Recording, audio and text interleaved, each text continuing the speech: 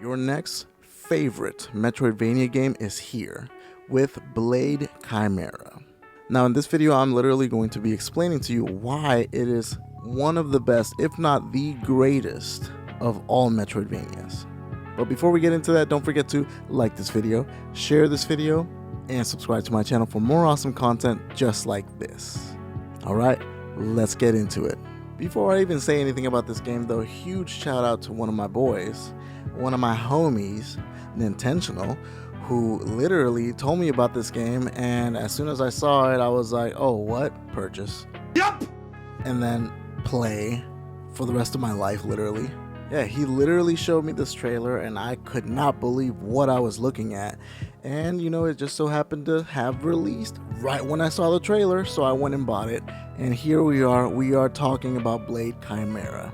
Now, Blade Chimera is a brand new original Metroidvania by the team Ladybug, the team behind the critically acclaimed 2D Metroidvania Touhou Luna Nights.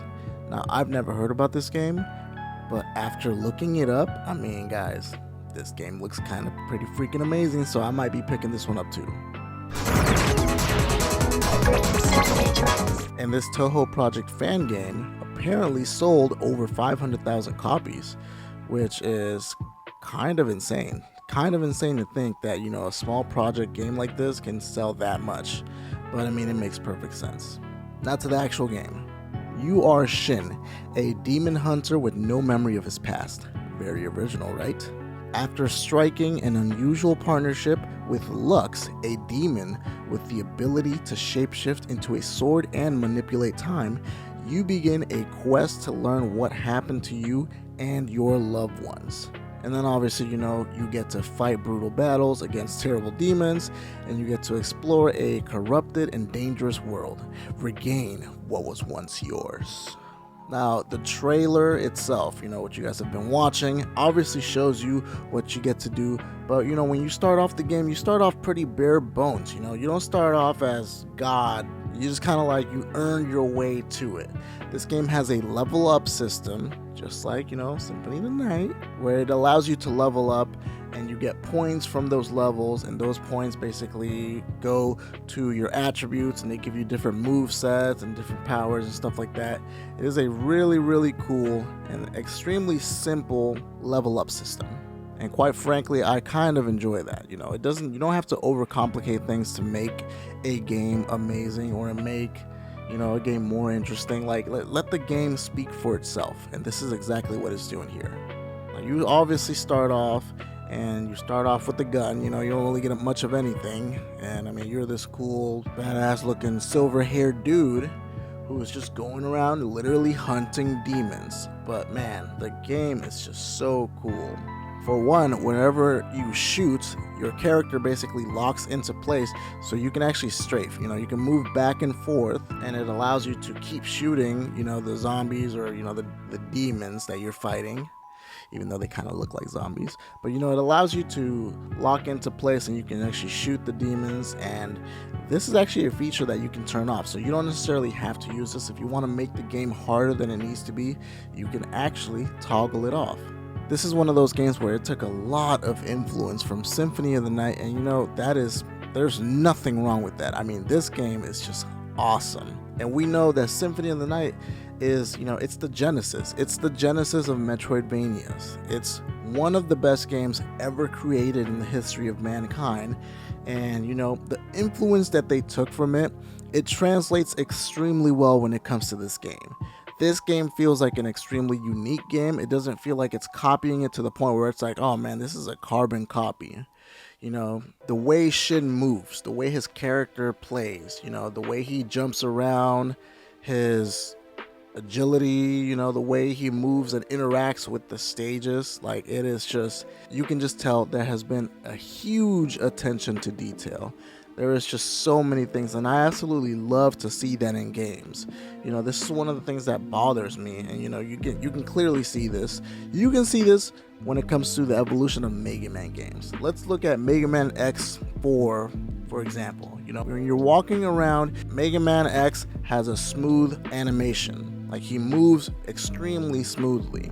But then you go all the way now to the latest Mega Man game we've gone, which is I think Mega Man 11, and look at how janky he runs. I mean, this looks absolutely horrible, and I hate it. Like it makes me not want to play the game, and that's why I've never beat that one. But in this game, we don't have that issue. We have fluid animations through and through. The game looks gorgeous. The backdrops look gorgeous. The character animations is flawless, honestly. And there's so much to the game. It's not just, the game is just really pretty. There's this whole lore and backstory to the game, that I just finished explaining a little bit of it. But there's so much more to it. There's a lot more that's going on in this game. And I, for one, cannot wait to dive into it. Now, you guys know me, I just like doing first impressions. I don't like ever ruining the game for you. And technically I like making content that I would enjoy watching. So that's why I never dive deep. You're probably never gonna see me make a video where I tell you the complete story or I give you everything there is to know about a game, because we're on this journey together. When we're talking about a game, I want you guys to discover it just like I discovered it too. I'm merely here just to help you discover it if you haven't seen it already, or if you have seen it, to give you a little bit of a nudge so that you can go out there and purchase this game and play it. Now, I haven't exactly done extensive research, but from what I've seen, the game costs about 20 bucks, I think. It'll probably go on sale here and there, but the game is like 20 bucks and it's on Switch and Steam. And I'm pretty sure it'll probably get on the PS5 and, the Xbox 2 eventually. But for now, I don't think they're actually on there.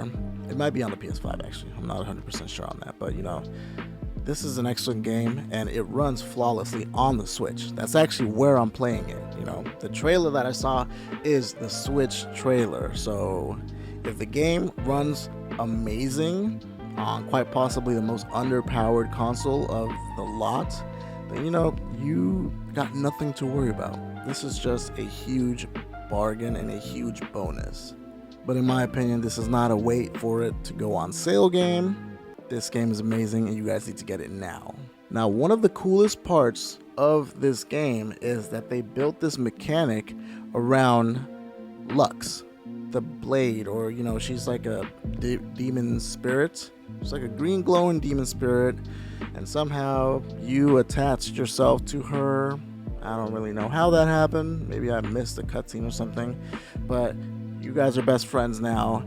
And this shape-shifting demon basically turns herself into a sword. That's mostly what she is. The majority of the game, she's basically a sword, and you can use her to attack, and she does different styles of attacks. But that's primarily what she is. But she's not just that, though. She also helps you traverse the world. She is kind of a platform almost. So, you can throw the sword into a wall, and it'll attach itself to the wall, and you can climb on the sword, and it'll help you reach certain unreachable areas. But not just that, she can materialize certain things. So like when you're fighting this one, the first demon boss, you're able to use her and turn her into like a shadow version of a car, and you can use that to take cover. And there's all sorts of things throughout the world where you get to use her in certain ways like that. You can use her as a forklift, and you can kind of press up on the D-pad and she'll raise the boxes up so that you can actually reach higher places with it.